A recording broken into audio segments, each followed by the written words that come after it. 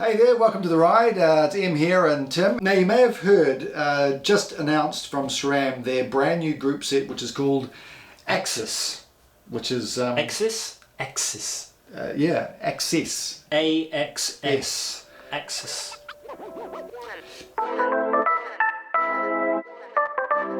Anyway, so it's just been announced. It's for road, mountain bike and gravel, and what we thought we'd do is we've got literally the marketing spiel in front of us.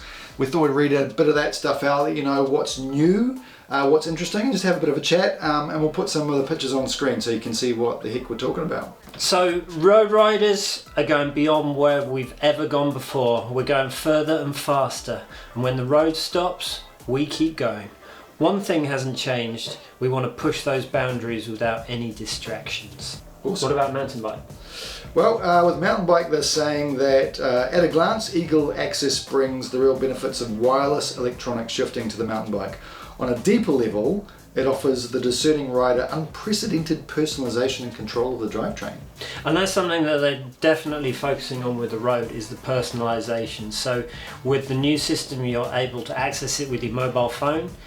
You're not actually able to change the speeds of the unit, so you're not actually able to make the gearing change faster, but you can change the buttons, the blips. The blips are the small pads that you can put anywhere on your bars, essentially, and you can configure those to do whatever actions you want, whether you want it to change up on the big chain ring or down on the rear derailleur.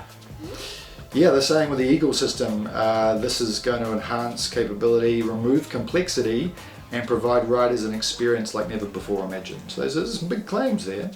So can you tell us, Tim, maybe some of the components? What are we talking about with the new AXS? What have we got? All right, with the new AXS, the thing that really stands out for me looking through the material is the new chain. So because this is a 12 sprocket system, the chain has had to be made a lot thinner, and so what SRAM have done, they've actually made the top portion of the chain completely flat, so you've got almost a rolling underbelly and then a flat top to the chain, which it's really stand out. It's kind of the first thing that hits you when you look at the system. So the rear derailleur has what they're calling an orbit system. So it's a friction dampening system which actually holds fluid within the rear derailleur unit.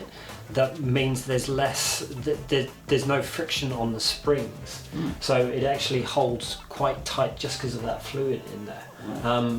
In the marketing literature, they actually have a cutaway where you can actually see how that little reservoir holds that fluid. It's pretty cool. Awesome. And what about power meters? So power meters. So there is a 1x power meter and there is a 2x power meter. So with both of these, they are a Quark D0 power measurement with the crank, and because of the 12 speeds, you've got a smoother ratio of gears. Actually, the 2 chainring version, the 2x system, means that you run smaller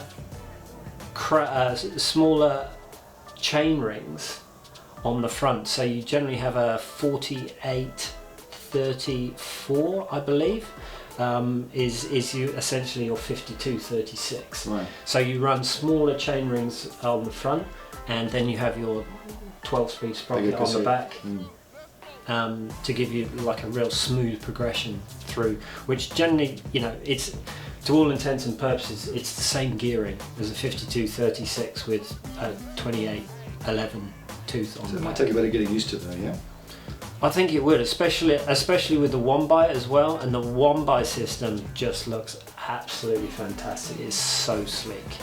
Yeah. It has this sort of disc. Just looks like a solid disc with a power meter attached to it, and especially with that chain wrapping around it, looks really mean. It looks really mean. When is Red eTAP AXS available for the retail aftermarket? Well, from today onwards. So check out your local dealer, your local retailer, and they should be in the know and should be able to tell you when you're going to be set on some new bikes and when the aftermarket stuff is coming through as well. So not too far away at all. One thing to note there as well with the Red system, if you have a previous SRAM Red eTAP version, all the batteries that fit onto your derailleurs, front derailleur and rear derailleur, are compatible between the two. However, your rear cassette is not. AXS allows you to mix and match road and mountain bike components. So for example, you can have a dropper post with a drop bar group set, so that's not a problem with the new AXS. So if you're a roadie and a mountain biker, or you're wanting some features on your road bike that traditionally you haven't been able to get, this new AXS ecosystem is going to be allowed to have a lot of fun putting together the bike that absolutely dials into what you're looking for in terms of your riding, so that's pretty cool. So the new AXS system is extremely affordable, especially when it comes to the power meter options. So the power meter is extremely affordable. The Quark D0 1x and the 2x, it comes in at around $2,200.